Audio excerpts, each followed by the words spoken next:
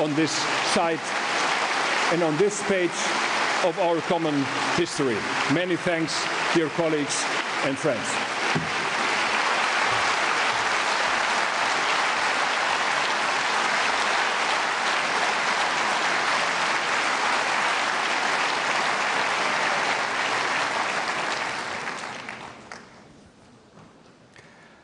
We are pleased to invite His Excellency Donald Tusk, Prime Minister of Poland.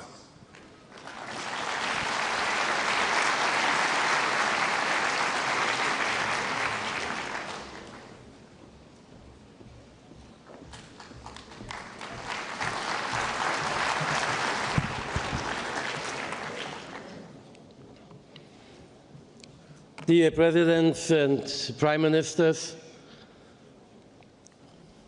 dear Georgia, dear Vladimir and Olena, dear friends of Ukraine,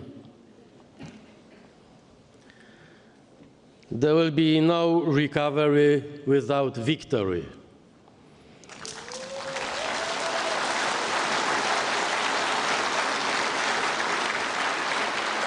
We are meeting here today to discuss how to help Ukraine not only to survive, but to win and to rise again.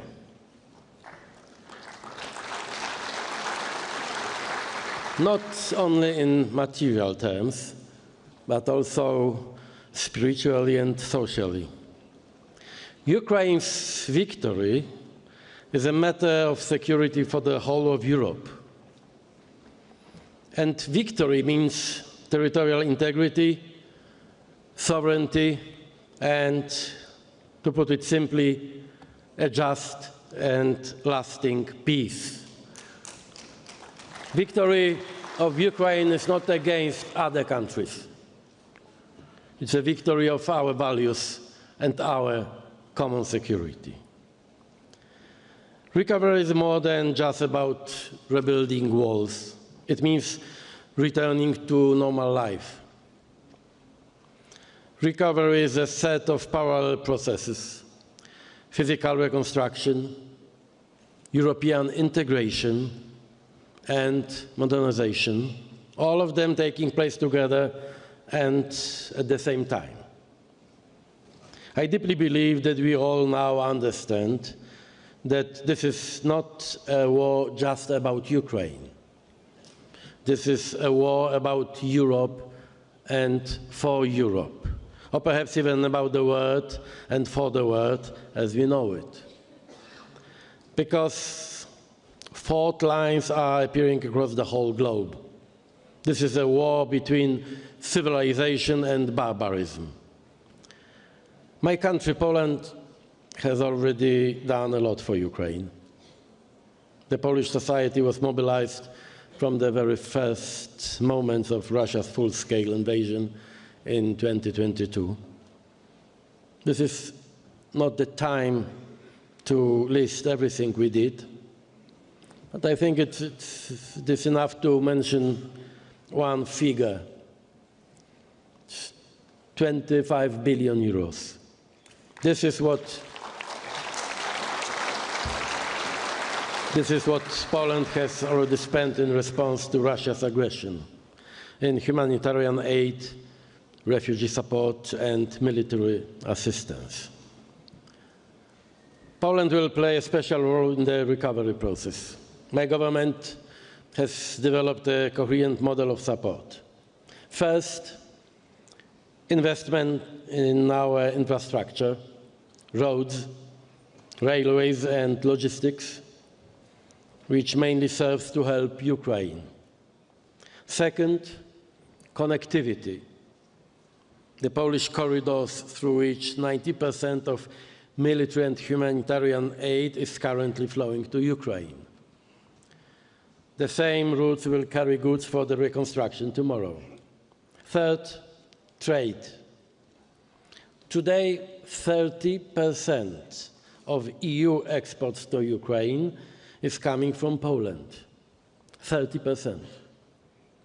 And trade leads to investment. Polish and Ukrainian businesses are already benefiting from the special insurance and financing instruments that have drawn a huge interest from our partners.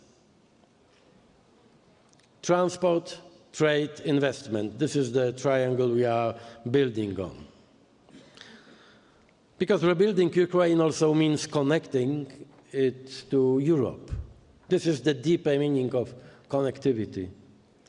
We are laying the foundation for Ukraine's future EU membership. From the perspective of Poland and many Central European states, a free and sovereign Ukraine means a more secure European Union.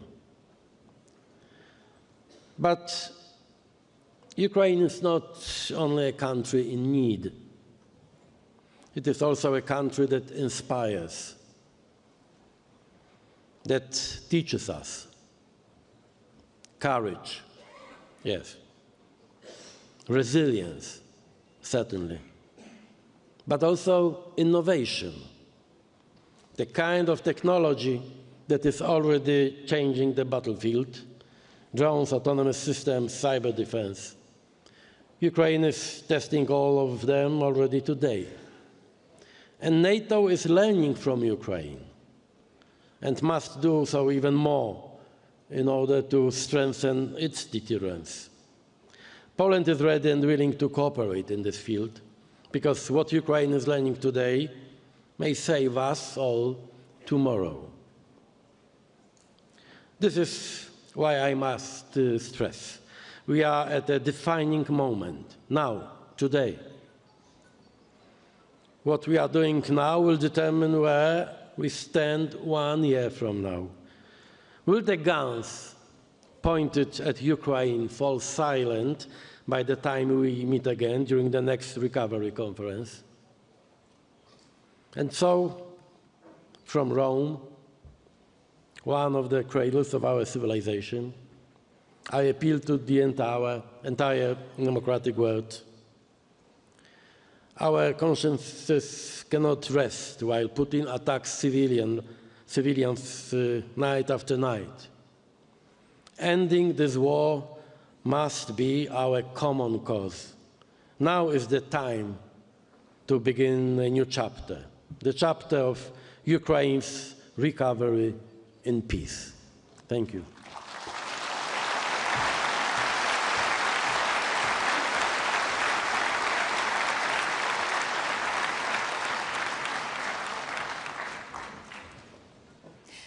We are now honored to hear a special address by Her Excellency Olena Zelenska, First Lady of Ukraine.